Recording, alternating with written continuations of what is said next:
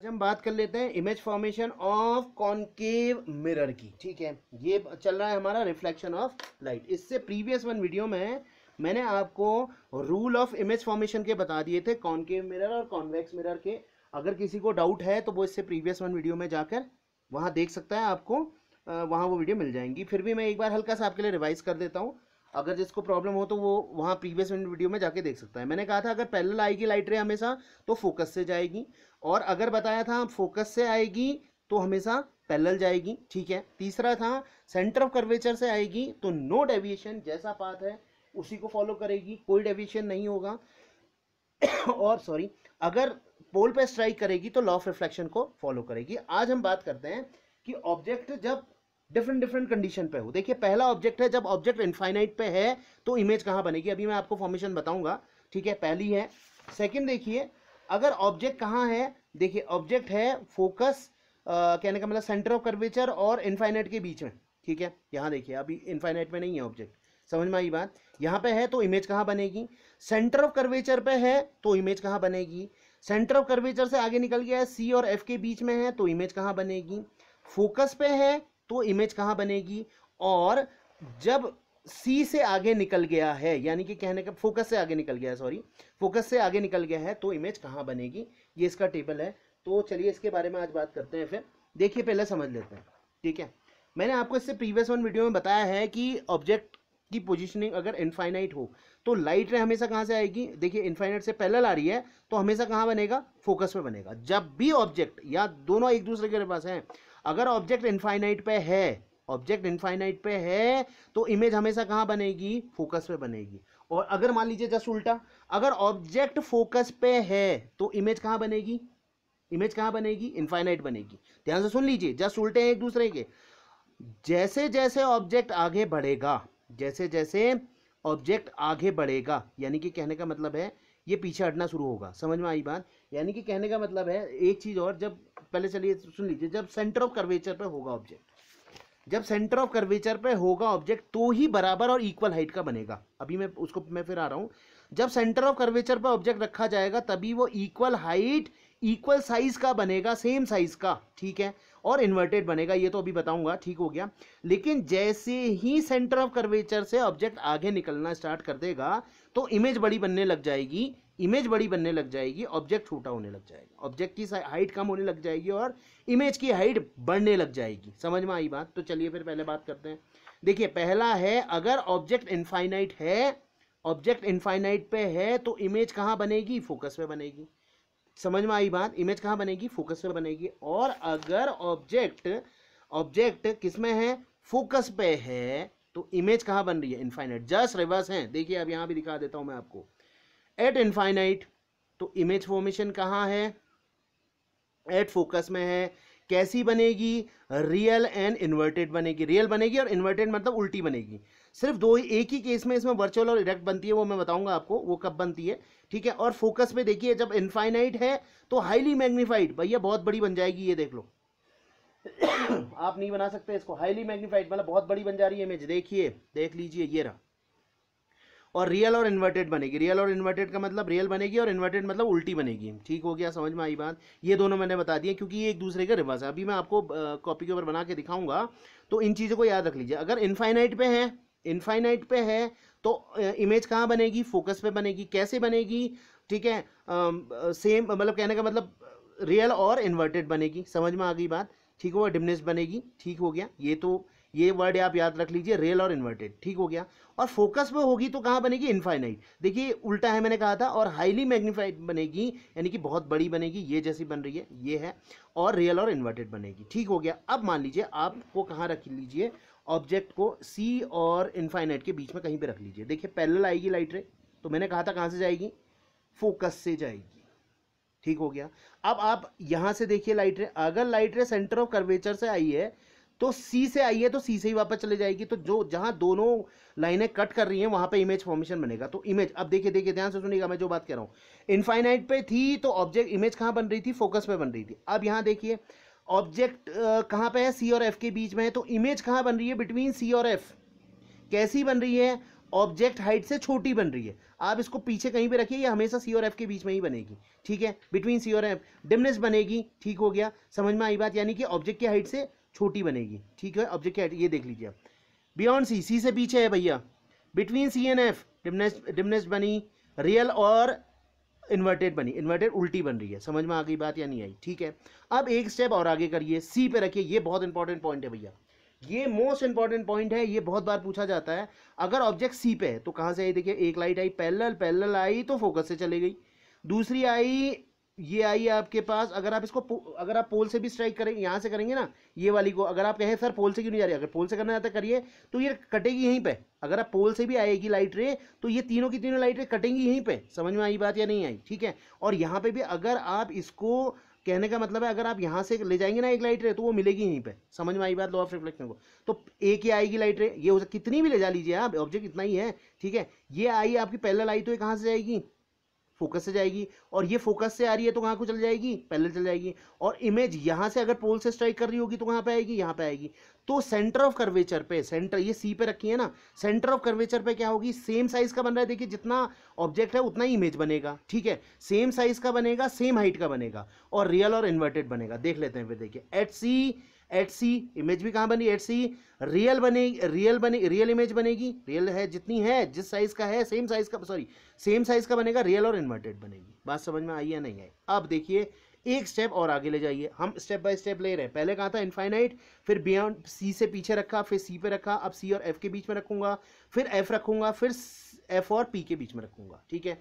अब देखिए एक स्टेप और आगे कर दिया, अब देखता हूं पैरेलल आई फोकस से चली गई, अब आप इसको यहां से ले जाइए, पोल से भी करेंगे तो भी यहीं पे कटेगी, देखिए, और दूसरी कहां गई, सेंटर ऑफ कर्वेचर से गई तो वहीं से वापस आ गई। अब आप देखिए इमेज साइज बड़ी बनने लगी है, मैग्नीफाइड बनने लग गया है, इमेज बड़ी बनने लग गई है, इमेज क्या बनने लग गई है, बड़ी बनने लग गई है, समझ में आई बात या नहीं आई। देखिए पैरेलल आई फोकस से चले गई, सेंटर ऑफ कर्वेचर से आई, सेंटर ऑफ कर्वेचर से ही वापस चल दी, तो कहने का मतलब क्या है, देख लीजिए between C and F beyond C, C से पीछे बनी भैया, कैसी बनी, मैग्नीफाइड बन गई, बड़ी बनी मैग्नीफाइड, ठीक है, रियल और इन्वर्टेड बन गई, समझ में आ गई या बात नहीं आई, समझ में आई बात या नहीं आई, ठीक है। अब चलिए फिर एक स्टेप और आगे कर लेते हैं, एक स्टेप आगे का कहने का मतलब यहाँ पे रख लीजिए, अब आप क्या करिए फोकस पे रखिए, मैंने फोकस पे आपको पहले ही बताया भैया, इनफाइनाइट थी तो फोकस पे बनी, अब फोकस पे है तो कहाँ बनेगी, फोकस पे है तो कहाँ बनेगी, इनफाइनाइट बनेगी, फोकस पे है तो इनफाइनाइट बनेगी, पैरेलल आई फोकस से चले गई, सी से आई सी से चले जाएगी, और अगर आप यहाँ से ले जाएंगे तो ये भी क्या आएगी, देखिए पैरेलल आ जाएगी, ठीक है, इसमें तीसरी लाइन नहीं दिखा रखी है, अगर आप और किसी ऑथर की बुक देखें तो उसमें आपको ये रे डायग्राम मिल जाएगा, समझ में आई बात, ये मैंने आपको बता दिया है, समझ में आ गई बात, ठीक है। चलिए पहले एक बार फिर से रिवाइज कर लेते हैं, फिर जाके लास्ट वाली करेंगे।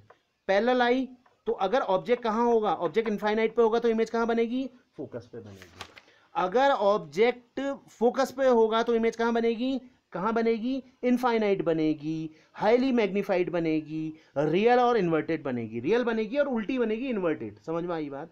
अगला देख लीजिए फिर, बियॉन्ड सी है, सी से पीछे रखा भैया, सी से पीछे रखा, पैरेलल आई फोकस से गई, सेंटर ऑफ कर्वेचर से आई, सेंटर ऑफ कर्वेचर से ही वापस चले गई, किसके बीच में बनी, सी और एफ के बीच में बनी, आप यहाँ से भी काटेंगे तो ये यहीं बनेगी, मेरे पास रूलर वगैरह नहीं है, नहीं तो मैं आपको बना के दिखा देता, समझ में आ गई बात। अब देखिए फिर अगला देख लीजिए, ये आ गया, एक स्टेप और आगे करिए, सी पे रखिए, सी पे रखने पे क्या होगा, सेम साइज और सेम हाइट का बनेगा, पैरेलल आई फोकस से गई, फोकस से आई पैरेलल चले गई, सेंटर ऑफ पोल से आएगी तो वो भी यहीं पे स्ट्राइक करेगी, मैंने आपको बता दिया, आप बना के देख लीजिए क्योंकि प्रिंसिपल ही वही है। तो सेम अगर आपसे पूछा जाए object at centre of curvature तो इमेज कहाँ बनेगी बताएं, तो इमेज कहाँ बनेगी, सेंटर ऑफ कर्वेचर पे ही बनेगी, सेम साइज सेम हाइट का ऑब्जेक्ट बनेगा, सेम साइज और सेम हाइट का ऑब्जेक्ट बनेगा, ठीक है। इमेज कैसी होगी, रियल और इन्वर्टेड होगी, जितने भी एक केस को छोड़ के, सबसे लास्ट वाले केस को छोड़ के रियल और इन्वर्टेड ही बनेगी इमेज, ठीक हो गया।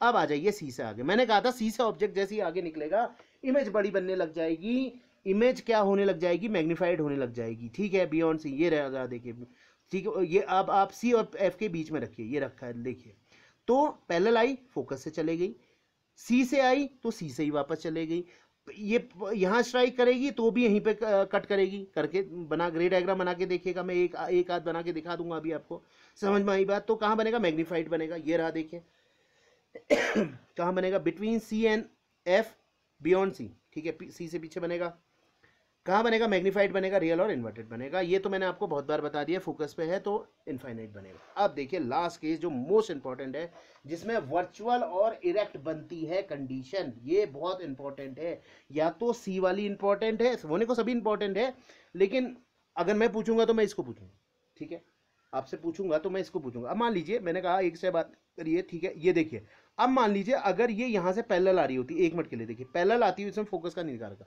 पैरेलल आती हुई, मैं थोड़ा सा जूम कर देता हूँ आपके लिए, ये लीजिए, ठीक है। अगर मान लीजिए ये पैरेलल आती तो ये कहाँ से जाती, फोकस से जाती, पैरेलल आती तो कहाँ से जाती, फोकस से जाती, ठीक है। तो अगर आप ये हो गया, इसको डॉटेड मिलाएंगे तो यहीं पे मिलेगी, देखिए सी से आ रही है, सी से ही चले जाएगी और ये स्ट्राइक करेगी तो इमेज यहाँ नहीं बनेगी, मिरर के पीछे बन जाएगी। अब मिरर के कहाँ बनेगी, पीछे बनेगी। तो ये जहाँ पे दोनों लाइनें, अगर इसके बाद एक लाइन और आ रही होती ना, अगर मान लीजिए मैंने क्या कहा था, ये आ रही होती और ये कहाँ से जा रही होती, फोकस से, तो एक लाइन और आ जाती ज़्यादा ज़्यादा, ठीक है।